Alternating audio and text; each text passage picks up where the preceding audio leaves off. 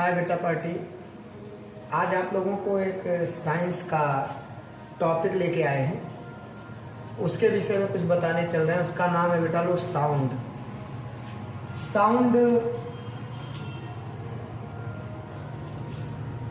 Sound का मतलब बेटा लोग क्या होता है? ध्वनि। ध्वनि किसे कहते हैं बेटा लोग? ध्वनि का मतलब है जैसे मैं बोल रहा हूँ आप सुन रहे हैं, है ना? अर्थात जो भी आप सुन रहे हैं वो किससे उत्पन्न हो रहा है बेटा? एक कंपन से। किससे बेटा लोग? कंपन से उत्पन्न हो रहा है। अब कंपन का मतलब आपके मन में आ रहा होगा, कंपन क्या है? एक्चुअल जैसे याद करिए, कभी घर में आप बैठे हैं और अचानक थाली गिर जाती है, और थाली गिरती है तो किस प्रकार से आवाज़ आता है? एक स्पेशल आवाज़ आता है ना, बड़ी तेज से आवाज़ निकलती है। जैसे थाली को पकड़ लेते हैं उसके कंपन क्या होते हैं? बंद हो जाते हैं। और जब कंपन बंद हो जाते हैं तो हमें ध्वनि सुनाई पड़ना बंद हो जाती है। ये बेटा जो ध्वनि है, ध्वनि को हम अब बहुत अगर अपने दैनिक जीवन में शब्दों के माध्यम से कहें तो टेलीविज़न से भी ध्वनि आती रहती है, रेडियो से ध्वनि आती जाती रहती है। कोई चिल्लाता है या बुलाता है या कुछ बोलता है तो उससे आपको ध्वनि सुनाई पड़ता होगा। तो ध्वनि का मतलब यही होता है कि ध्वनि एक प्रकार का क्या है बेटा लोग? एक प्रकार का जो साउंड है बेटा लोग, एनर्जी है।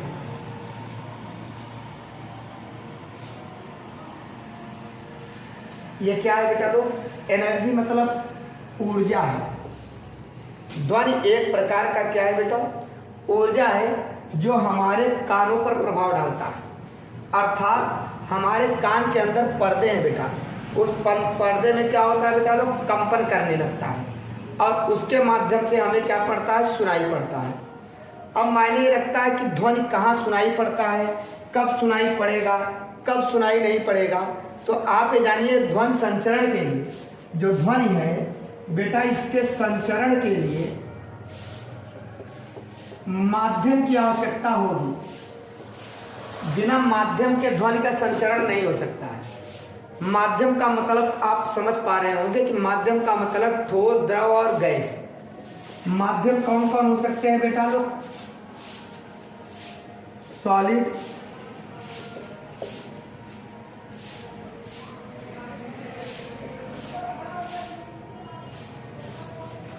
Liquid and gas. अर्थात बेटा लोग ठोस, द्रव, गैस, इन तीनों माध्यम से क्या आपको ध्वनि आपके लिए सुनाई पड़ सकता है। ध्वनि जो होता है बेटा लोग, एक बात का ध्यान रखिए कि अगर ये तीन चीजें नहीं हैं तो वहां सुनाई नहीं पड़ेगा। एग्जाम्पल के तौर पर आपको बताना चाहते हैं, जैसे आप लोगों ने सुना होगा कि जो ध्वनि है, ध्वनि चंद्रमा पर नहीं है, अर्थात चंद्रमा पर वायु नहीं है। अर्थात या चंद्रमा की बातें छोड़िए, निर्वात में चला जाइए। निर्वात का मतलब क्या है?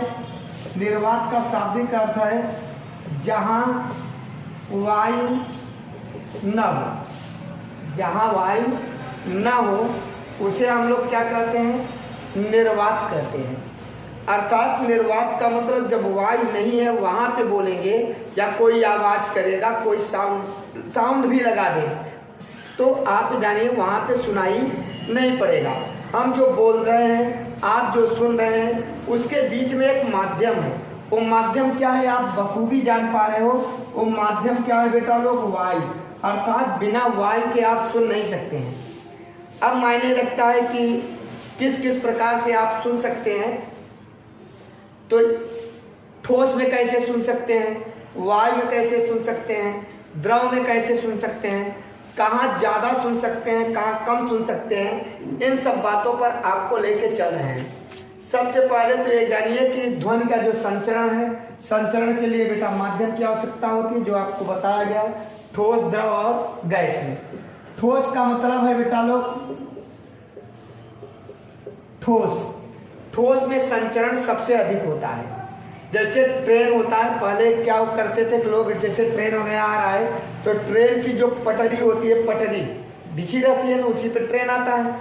तो उस पर क्या होता है कि अगर ट्रेन हमें दिखाई नहीं पड़ रहा है और ट्रेन के पटरी पर अगर हम कान लगा के ऐसे देखें माने सुने, तो हमें एक स्पेशल ट्रेन के पटरी से झनक निकलेगी, अर्थात एक आवाज आपको निकलती हुई सुनाई पड़ेगी। अब ट्रेन की पटरी को मैंने कहा तो देखिए कभी अंदाजने मत लगिएगा, ट्रेन की पटरी का मतलब समझ रहे हो ना कि आप ट्रेन के पटरी पर चले गए सुनने के लिए ट्रेन आ रही है नहीं आ रही है, और ट्रेन की दिशा आप इधर देख रहे हो, पूरा दिमाग इधर केंद्रित कर दिया, अचानक ट्रेन इधर से आ गया। आजकल तो ऐसे भी ट्रेन है कि आपको कभी कभी क्या होता है बेटा, अगर दिमाग के काक नहीं है तो बगल से गुजर जाएगा, आपको पता नहीं चलेगा। अर्थात ट्रेन भी अब टेक्नोलॉजी में अच्छे अच्छे ट्रेन बनाए जा रहे हैं। फिलहाल यहाँ पे आपको पढ़ाने का मतलब ये है, ये बताने का मतलब है कि जो ठोस है, ठोस में सबसे अधिक क्या निकलता है, सबसे अधिक ध्वनि संचरण होता है, अर्थात सबसे अधिक ध्वनि निकलता है। आगे देखिए बेटा लोग, संचरण के लिए ठोस द्रव गैस की बात तो आपने सुन ही लिया। इसके तत्पश्चात दूसरे स्थान पे बेटा काय में आता है, द्रव में। द्रव में आपका ध्वनि संचरण होता है तीसरे स्थान पे गैस में, अर्थात सबसे कम गैस में। अब मन में आता होगा कि गैस में किस तरीके से ध्वनि संचरण होता है, ठीक है ना। तो बेटा लोग द्रव जो होता है, द्रव, पहले द्रव की बात समझिए। जैसे अचानक पानी में आप पत्थर मारते हैं तो एक छपाक की आवाज निकलती है ना।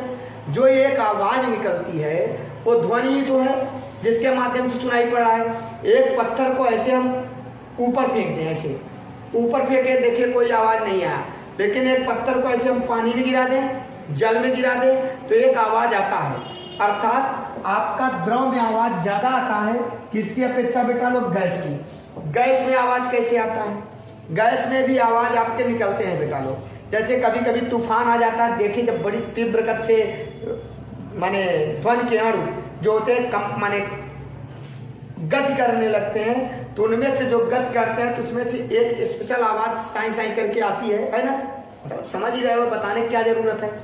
तो वो आवाज आपके गैस में आती है। आपको ये जानना जरूरी है कि अगर आपका पूछ लेगा कि सबसे ज्यादा ठोस द्रव गैस में और निर्वात भी वहां लिखा रहे, ये चारों लिखा रहे, ये पूछे कि किसमें सबसे अधिक आपका ध्वनि सुनाई पड़ता है, ध्वनि सुनाई पड़ता है तो कौन सा है बेटा, ठोस है।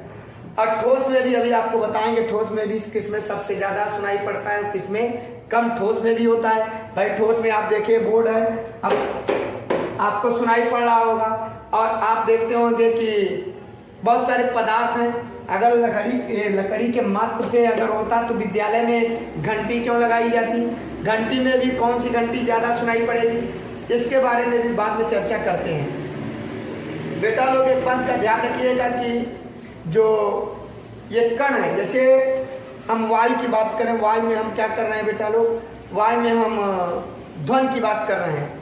अचानक आप देखिए मैं धीरे धीरे बोल रहा हूँ तो आपके पास धीरे धीरे आवाज जा रही है, जैसे ही मैंने तेज कर दिया और तेज तेज आवाज जाने लगेगी, है ना बेटा लोग। तो अर्थात यहाँ पे वायु के कण हैं जो हमें दिखाई नहीं देते हैं, परंतु वो क्या होते हैं, हम जैसे ही बोलते हैं तो उनके अंदर एक कंपन उत्पन्न होता है, विक्षोभ उत्पन्न होता है। अब विक्षोभ उत्पन्न होने पे क्या होता है कि यहाँ का जो वायु का कण है बगल वाले कण को क्या करता है, ऊर्जावान कर देता है। ऐसे ही ये ऊर्जावान करते करते काफी दूरी तक, एक लिमिट तक ये एक दूसरे के कण को ऊर्जावान करते चले जाते हैं, और हमारे कानों तक जहाँ तक की आवृत्ति सुनाई पड़ती है वहां तक की आवृत्ति हमको सुनाई पड़ती है। बाद में धीरे धीरे धीरे धीरे क्या होते हैं, वायु के कण में विलुप्त हो जाते हैं, अर्थात वहां पे गायब हो जाते हैं। आगे ध्यान देंगे बेटा लोग, गति के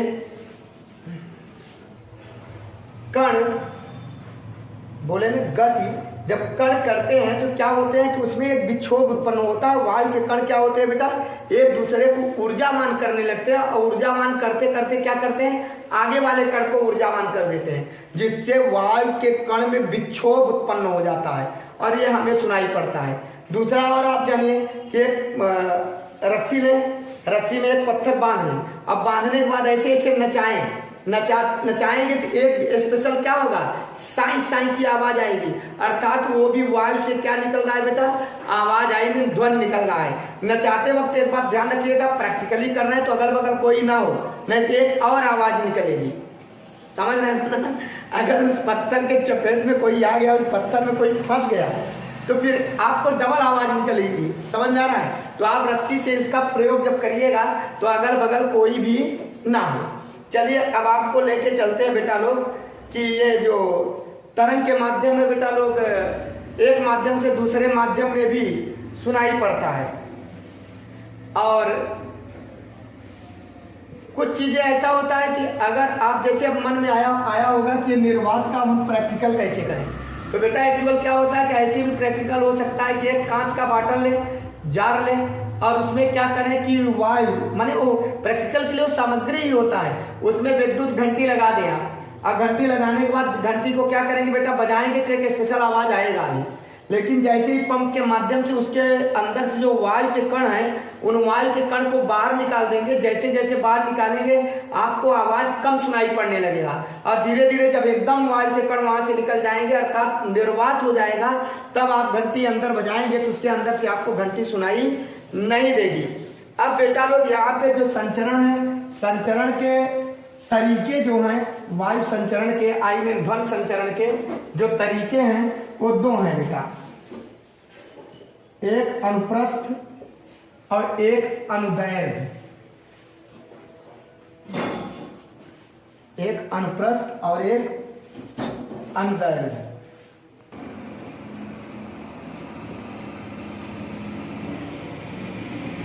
एक अनुप्रस्थ और एक अनुदैर्घ्य, ये बेटा ध्वनि तरंगों के क्या है, माध्यम है। दो प्रकार से ध्वनि तरंगे चलती हैं, अनुप्रस्थ और अनुदैर्घ्य। अब ये ध्वनि तरंगे अनुप्रस्थ क्या है, इसमें बेटा लोग जो ध्वनि के संचरण का जो माध्यम होता है, ये माध्यम आपके बेटा क्या होता है, ये समानांतर होता है। आई मीन जैसे हम बोल रहे हैं तो यहाँ पे वायु है, वायु के कण क्या होते हैं, इस तरीके से विक्षोभ हो रहा है, इस तरीके से बेटा ऐसे ऐसे विक्षोभ होता चला जाता है, बात समझ में आए। आगे ये आगे बढ़ता हुआ चला जा रहा है, ऐसे ऐसे बढ़ता चला जा रहा है, इस तरीके से, बात समझ में आ रहा है बेटा। अर्थात ध्वनि के जो कण हैं वो ऐसे ऐसे बढ़ते चले जा रहे हैं, ऐसे ऐसे। ये वाला ऊर्जावान कण है, यहाँ पे हमने साउंड किया, यहाँ पे मैंने बोला, यहाँ वाला कण ऊर्जावान होके गति करता है, और गति करके बगल वाले कण को क्या करता है, ऊर्जा दे देता है। ये वाला कण इसको ऊर्जा दे देता है। इस तरीके से ये कण के जो ऊर्जावान कण है, ये एक दूसरे को ऐसे ऊर्जा देते हुए चले जाते हैं। एक्चुअल क्या होता है कि कभी कभी कण ऐसे हो जाता है, कभी कभी कण ऐसे हो जाता है, कभी कभी दूर दूर हो जाता है, कभी कभी पुनः ऐसे ऐसे पास पास हो जाता है, बात समझ में आया बेटा। तो अनुप्रस्थ के जो कण होते हैं वो क्या करते हैं बेटा, समानांतर स्थिति में चलते हैं, और समानांतर स्थिति में चलने के कारण इनका माने समानांतर का मतलब आप समझ गए। जैसे एक अभी मैं आपको एक घटना बता रहा हूँ, मैं बॉम्बे में था, और वहाँ पे क्या होता था बेटा, वो जिम करने के लिए ऐसे पैर में फंसा के और ऐसे रबड़ का रहता था, और उसमें क्या लगा रहता था बेटा, स्प्रिंग नुमा लगा रहता था, पैरों को फंसाने के लिए लगा रहता था। और वहाँ पे क्या किया बेटा कि रबड़ लगा देते थे, तो ऐसे ऐसे करके क्या करते थे, उसको ऐसे ऐसे करके तानते थे, बात समझ रहे हो ना, ऐसे ऐसे करके। और उसमें क्या हुआ कि एक वहाँ पे बॉम्बे वगैरह में पुरुष और लड़कियाँ, विशेषतर लड़कियाँ बहुत मोटी मोटी हो जाती हैं खा के। वहाँ पे बहुत, मैंने जब गया, मैं उस समय गया था, तो वहाँ पे देखा तो एक मोटी सी लड़की थी, और वो काफ़ी माने अत्यधिक मात्रा में मोटी हो गई थी। लगभग हमको लगता है उसका एज रहा होगा 30-35 साल का, और रही होगी लगभग 90 किलो की रही होगी, बात समझ रहे हैं। 90 किलो मतलब समझ रहे हो ना, 90 किलो मतलब पूरा एकदम हाइट भी बहुत ज़्यादा नहीं था उसका, तो एक स्पेशल उसका दिखाई पड़ रहा था। वो अपने वेट को कम करने के लिए जिम ज्वाइन की थी, और उसके बाद उसने क्या किया, उसको भी खरीद लिया। खरीदने के बाद जब उसने किया ना बेटा, ऐसे पकड़ के ताना, तो उसके पास काफी ताकत था, उसमें रबड़ में ताकत कम था, और उसका जो था स्प्रिंग, वो स्प्रिंग जो है ना ऐसे ऐसे हो गया, जो स्प्रिंग ऐसे ऐसे था ना, उसको तानना था, वो कर दी तो ऐसे हो गया, अर्थात दोनों स्प्रिंग ऐसे हो गया। अब वो क्या करेगा, ऐसे ऐसे हो ही नहीं रहा है, बात समझ रहे हो? तो अर्थात कहने का मतलब ये स्प्रिंग जब ऐसे टांग के छोड़ देते हैं तो ये ऐसे ऐसे करके धीरे धीरे ऐसे ऐसे जाता है। जब ऐसे ऐसे जाता है तो ऐसे वायु के कण हैं आपके, वायु के कण भी ऐसे ऐसे करके जाते हैं। बात समझ रहे हो? तो जब ऐसे ऐसे करके जाते हैं, जैसे ये पास में, फिर अचानक यहाँ पे मैंने बोल दिया और बोलने के बाद क्या हुआ, यहाँ पे बोला मैंने और वायु के कण जल्दी से झटका लगा और झटका लगा तो इतने पास हो गए, ऐसे पास हो गए। फिर अचानक वो क्या हुआ, बगल वाले को ऊर्जा दिया तो यहाँ पे थोड़े दूर हो गए। और फिर क्या हुआ, कण ये फिर पुनः अचानक झटका लगा तो क्या हुआ बेटा, पास हो गए। फिर ये क्या हुआ, थोड़ा दूर हो गए। अर्थात ऐसी स्थितियां बनती है जब विक्षोभ उत्पन्न होता है और समानांतर में चलती है। कायम चलती है बेटा, समानांतर में चलती है। तो जो एक वायु के कण है, ये क्या है बेटा, ये वायु के कण है। आप ध्यान रखिएगा, ये स्प्रिंग के माध्यम से मैंने आपको समझाने का प्रयत्न किया। उस मोटी लड़की ने क्या किया, उस मोटी लड़की ने ऐसे कर दिया कि उसका तो खराब हो गया। वो तो चलिए, वो आपका संपीड़न और विरलन वाला सिस्टम नहीं बना पाया। अर्थात समानांतर ये होता है जब ऐसे ऐसे करके ऐसे जाए, पुनः पुरानी अवस्थाएं में वायु आ जाए। तो वायु के कण को जब हमने यहाँ पे तेजी से बोला, ये कण ऊर्जावान हो गए। ऊर्जावान होकर पड़ोसी कण को क्या किए, ऊर्जावान कर दिया। अपनी ऊर्जा दूसरे को शेयर कर देते हैं। ये कण उड़ के ऐसा नहीं कि जैसे मैं यहाँ बोल रहा हूँ, जो एक कण है यहाँ पे, अब मोबाइल से निकल के आपके कानों में आ रहा। जी नहीं, मोबाइल जहाँ रखे हो आप, वहां से जो वायु के कण है वहां से निकल रहा है, तो वहां का कण आपके कानों तक जा रहा है। वो भी कैसे रूपों में जा रहा है बेटा, ऐसा कभी ज्यादा कभी कम, कभी ज्यादा कभी कम का मतलब है वायु के कण पर निर्भर करता है और उसके तारत्व पर निर्भर करता है कि किस तरीके से मैं बोल रहा हूँ। जैसे बड़े सर जी इंग्लिश वाले सर बोलते हैं तो थोड़ा सा नॉर्मल ढंग से, वो पहला वीडियो बना रहे हैं, दूसरा बनाए हैं, तो उनको लगता है कि मैं वीडियो में बना रहा हूँ तो मुझे अब इधर क्या करूँ, मुझे कोई बस डायरेक्ट यहाँ पे पूरा देखते हो, एक पेंसिल नहीं, वो बताए ही चले जा रहे हैं पूरा एकदम माने कैसे पढ़ाया जाए। शुरुआत में उनको लगता है मैं वीडियो में कुछ और बोल सकता हूँ कि नहीं बोल सकता हूँ, बच्चों को कुछ, तो मैंने उनसे कहा कि आप कुछ भी बोलिए, बच्चों को पढ़ाइए और बच्चों को अच्छे ढंग से आप समझाने का प्रयत्न करिए। वीडियो की तरफ देखिए, हो सकता है आगे बनाए वीडियो तो फिर वो आपको आपकी तरफ देख के पढ़ाए, नहीं अभी तो वीडियो की तरफ ही देख के पढ़ा रहे, देख ही रहे हो। तो यहाँ पे फिलहाल आपको कम टू पॉइंट बात करें, वायु के कण जहाँ पास होते हैं बेटा, ये पास देख रहे काफी घने हो गए ना, इसको क्या कहते हैं बेटा लोग, संपीड़न। क्या कहते हैं, संपीड़न। और जहां वायु के कण काफी दूर हैं, वायु के कण कहाँ है बेटा, दूर हैं, तो उसे कहते हैं बेटा विरलन। और दो संपीड़न और दो विरलनों के बीच की दूरी को तरंग दैर्घ्य कहते हैं। क्या कहते हैं बेटा, दो संपीड़न या दो विरलन के बीच की दूरी को क्या कहते हैं बेटा, तरंग दैर्घ्य, जिसको हम ग्रीक अक्षर लैम्डा द्वारा दर्शाते हैं बेटा। और तरंग दैर्घ्य एज ए लंबाई है, बात कर रहा है दो संपीड़न दो विरलनों के बीच की दूरी। अब दूरी का यूनिट क्या होता है, यूनिट मीटर होता है ना, तो इसका यूनिट जो होगा वो यूनिट बेटा लोग क्या हो जाएगा, मीटर। यूनिट क्या हो जाएगा बेटा लोग, मीटर हो जाएगा। आपको हमें लगता है समझ में आया होगा कि दो संपीड़न दो विरलन, दो संपीड़न दो विरलनों के बीच की दूरी को क्या कहते हैं बेटा लोग, तरंग दैर्घ्य। और संपीड़न किसे कहते हैं बेटा, संपीड़न उसे कहते हैं जहां वायु के कण पास, और ये बेटा वायु के कण दूर लिख दे, डबल कर दिए, आ रहा है, ठीक है, दूर। अब देखेंगे ये मायने रखता है कि अनुप्रस्थ जो होता है क्या केवल वायु में पदार्थों में ऐसा हो सकता है, जी नहीं। आप याद करो, थाली है, थाली ऐसे लेके जा रहे खाली है, अभी उसके अंदर कुछ भरा नहीं है ना, खाली है, ले जा रहे, गिर गया। अब याद करो कैसे खन्न से आवाज आती है, और जैसे ही हम थाली को ऐसे पकड़ ले, जल्दी से पकड़े, ऐसे पकड़े ना, उसकी आवाज बंद। मतलब वो थाली ऐसे हमें दिखाई पड़े ना पड़े, कभी कभी तो दिखाई भी पड़ती है अगर कमजोर टाइप की थाली है, लेकिन अगर थाली मजबूत है मोटी टाइप की है तो वो आवाज हिलता हुआ ज्यादा नहीं दिखाई पड़ेगा, लेकिन उसके अंदर एक कंपन होता है। और वो कंपन कैसे होता है? ऐसे ही वाला होता है, ऐसे वाला। ऐसे वाला मतलब समझते हो ना? कैसे वाला बेटा? संपीडन वाला और बिरलन वाला। कभी कभी ऐसे अर्थात इस तरीके से आई मीन जहां संपीडन बिरलन हो माने समानांतर होता है, ऐसे। बात समझ में आ गया हो? अब मायने रखता है। अभी मैंने कहा वायु के कण संपीडन बिरलन, अभी इसमें कर दिया। अब थोड़ा सा याद करो।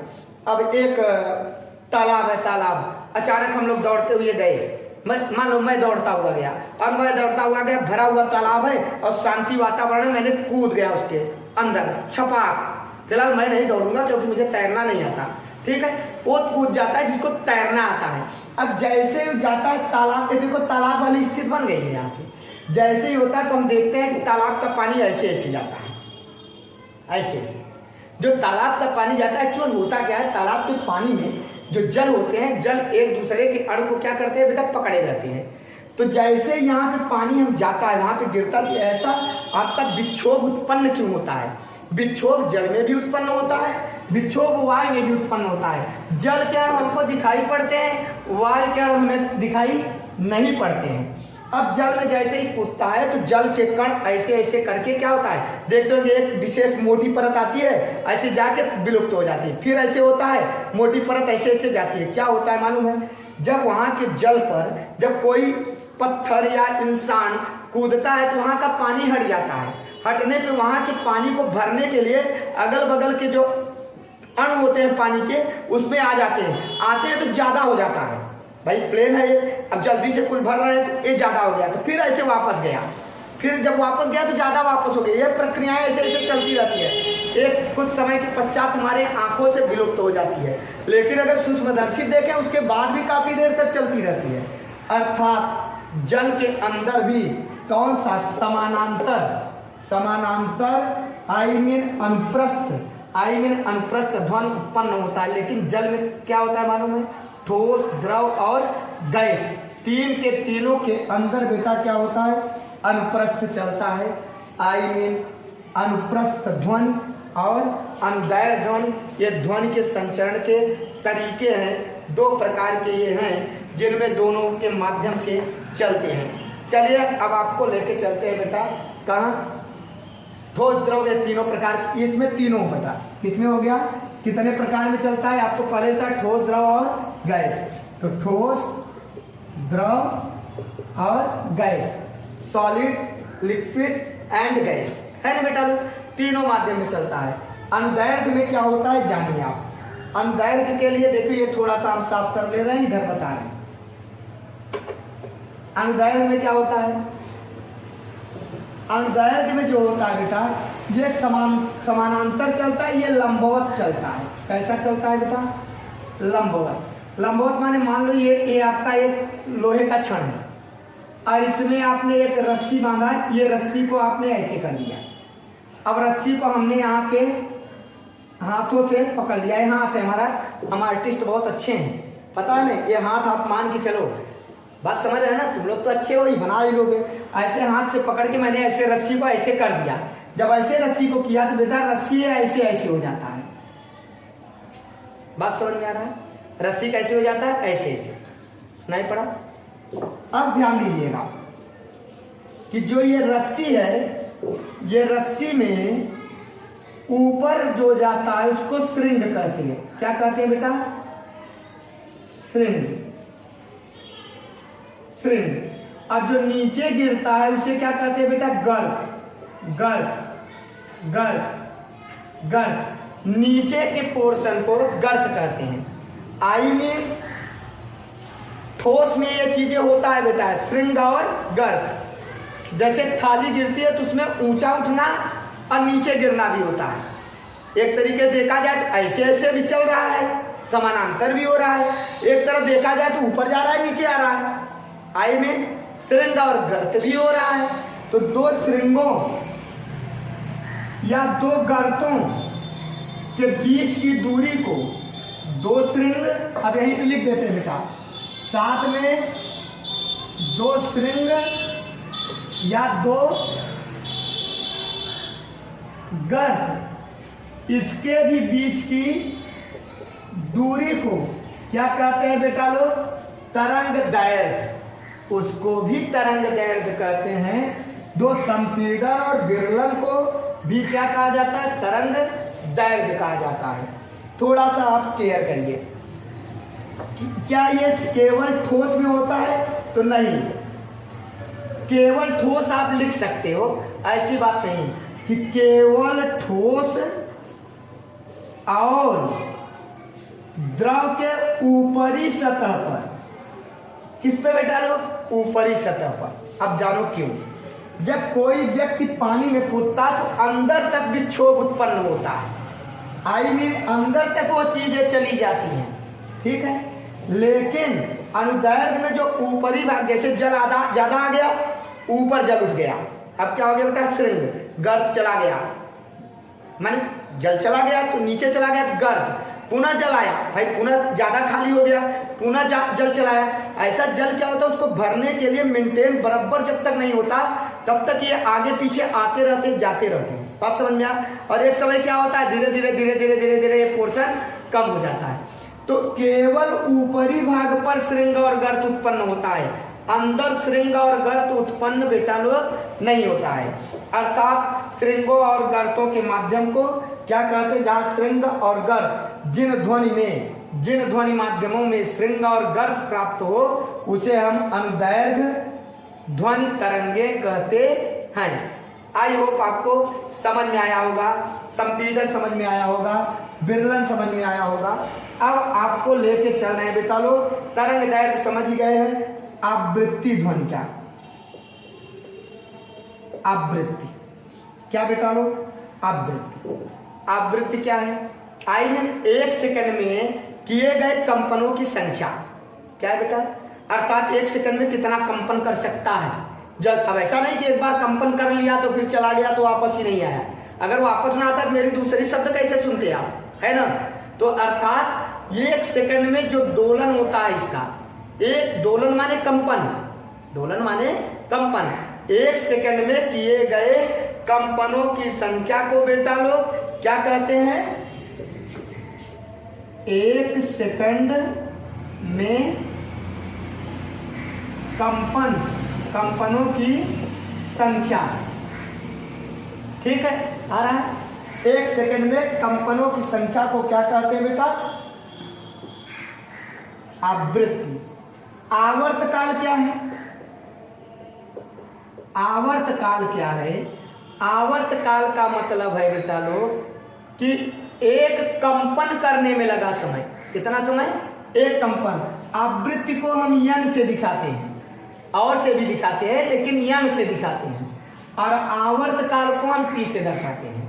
तो एक आवृत्ति में समय, एक आवृत्ति में लगा समय, एक आवृत्ति में लगा समय क्या कहलाता है बेटा लोग?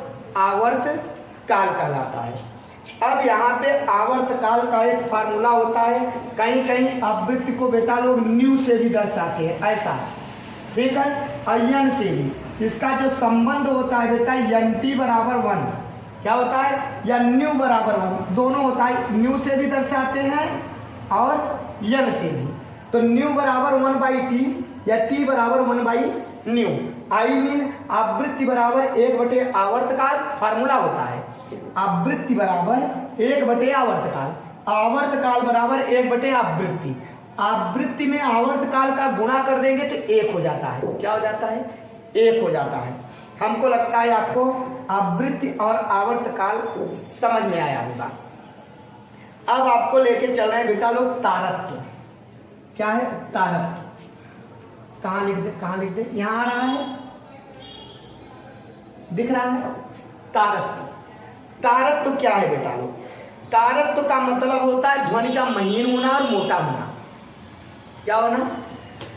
ध्वनि जो होती है, ध्वनि कितना महीन है या कितना मोटा है, ध्वनि कितना महीन है और कितना मोटा है, यही इसी का ज्ञान कराना ही ध्वनि का महीन और मोटा होना तारत्व कहलाता है।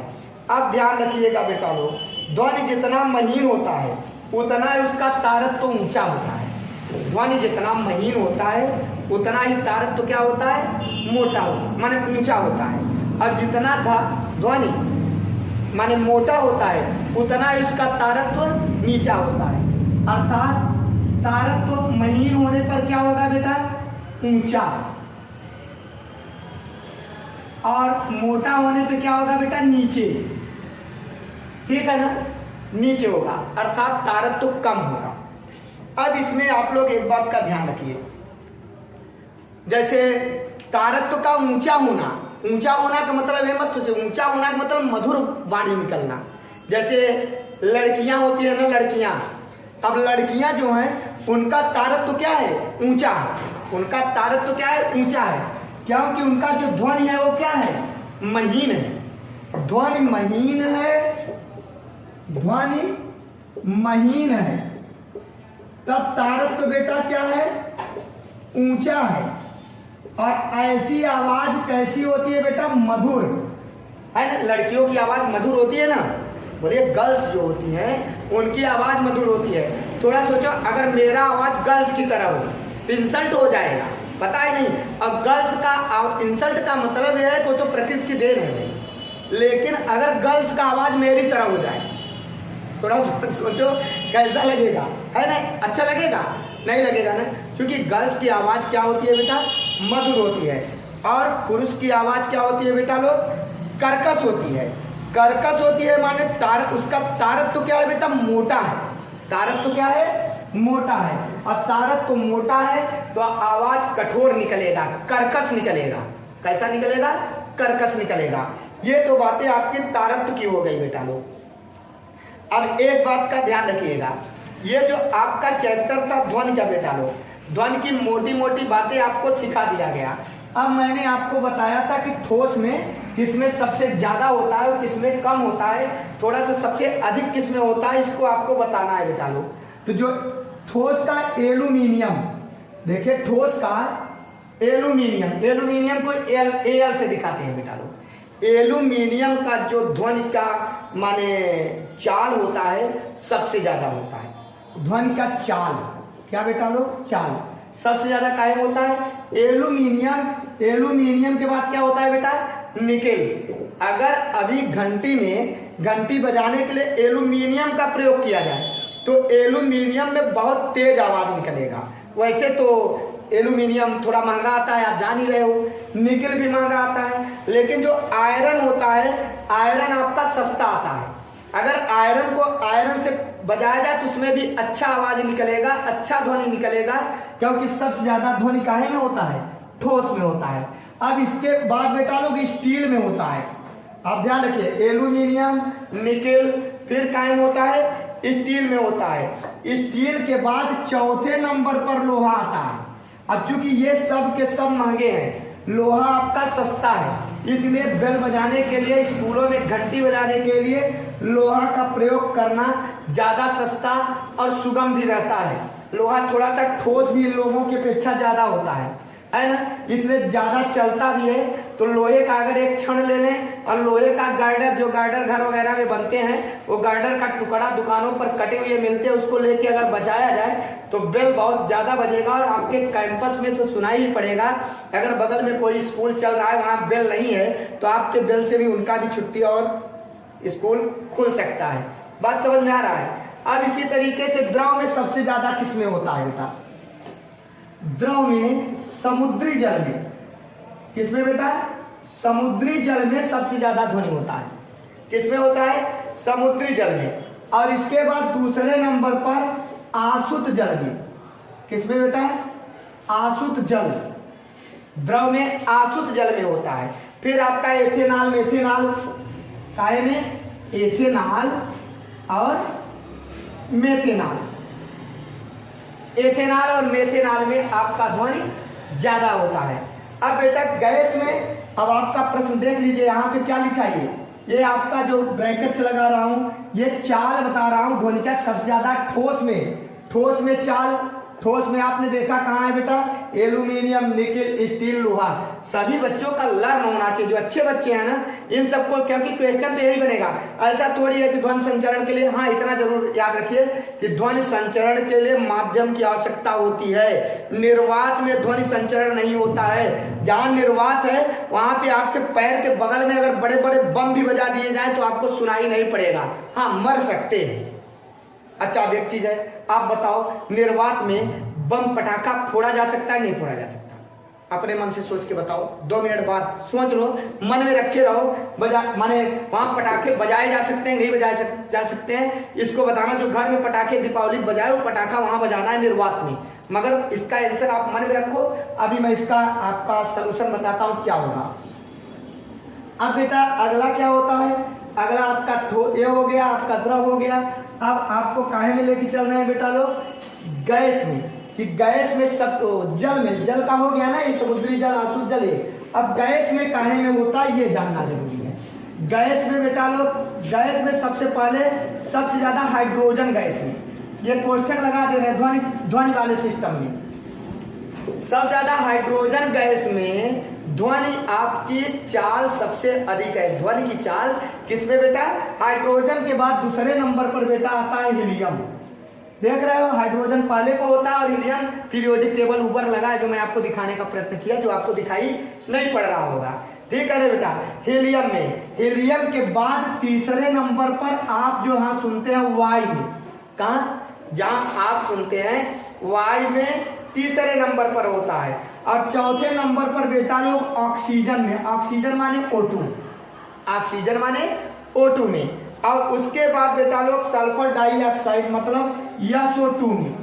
यहाँ पे आपका क्रमशः गैस में सबसे ज्यादा अगर पूछ लिया जाए कि ध्वनि संचरण कहाँ होता है, तो सबसे ज्यादा ध्वनि संचरण कहाँ होता है बेटा लोग, गैस में, हाइड्रोजन में, दूसरा हीलियम में, तीसरा वायु में। अब जल में कहा बेटा, समुद्री जल, फिर आसुत जल, एथेनॉल में, एथेनॉल में। ठोस में सबसे ज्यादा चाल कहाँ होता है, एल्यूमिनियम, निकल, स्टील और लोहा में। बात समझ में आया? वैसे ठोस सभी में, द्रव से ज्यादा इसमें होता है। देख लो बज रहा है, इसमें ज्यादा होगा। द्रव में ऐसे धीरे धीरे ठोकेंगे तो उतना आवाज नहीं निकलेगा। और वायु में तो देख रहे हो मैं ऐसे ऐसे घुमा रहा हूँ। अब कोई दक्षिण भारतीय हीरो तो है नहीं हम, क्या दक्षिण भारतीय हीरो आप देखते होंगे नहीं, ऐसे ऐसे पैर कैसे कैसे करता है, साइंस साइंस की आवाज आती है ना, वो हीरो है। हीरो का मतलब वीर, उसके अंदर एक ऐसी ताकत होती है कि वायु में वो बताता है, लेकिन हम आप उसको कर नहीं सकते हैं। आप दैनिक जीवन में इसका प्रयोग न करो, वो सीन काल्पनिक है, आपको ऊर्जा देने के लिए कह रहा है कि आप भी अन्याय के विरुद्ध लड़ें, आपके साथ सबके सब देवी देवता साथ में हो जाएंगे। अब प्रश्न आपका ये था कि क्या निर्वात में हमारे बगल में बम फोड़े जा सकते हैं? तो नहीं, क्योंकि बम फोड़ने के लिए किसकी जरूरत पड़ती है, ऑक्सीजन की। किसकी जरूरत पड़ेगी बेटा, आग की। आग किससे जलता है, ऑक्सीजन से। बिना ऑक्सीजन के आग नहीं जल सकता, इसलिए निर्वात में बम फोड़े नहीं जा सकते हैं। अब थोड़ा सा इस पे एक जानकारी बेटा लोग, हम पेपर में सुनते हैं कि कुएं में एक व्यक्ति उतरा, उसको बचाने 2 व्यक्ति और गए, 3 व्यक्ति और गए, फिर उसके बाद ऊपर नहीं आए, मर गए। कुआं जहां होता है, कुआं में बेटा लोग मेथेन गैस पाया जाता है और बहुत सारे ऐसे जहरीले गैस वहां पैदा हो जाते हैं कि वहां पे ऑक्सीजन नाम मात्र का भी नहीं रह जाता है।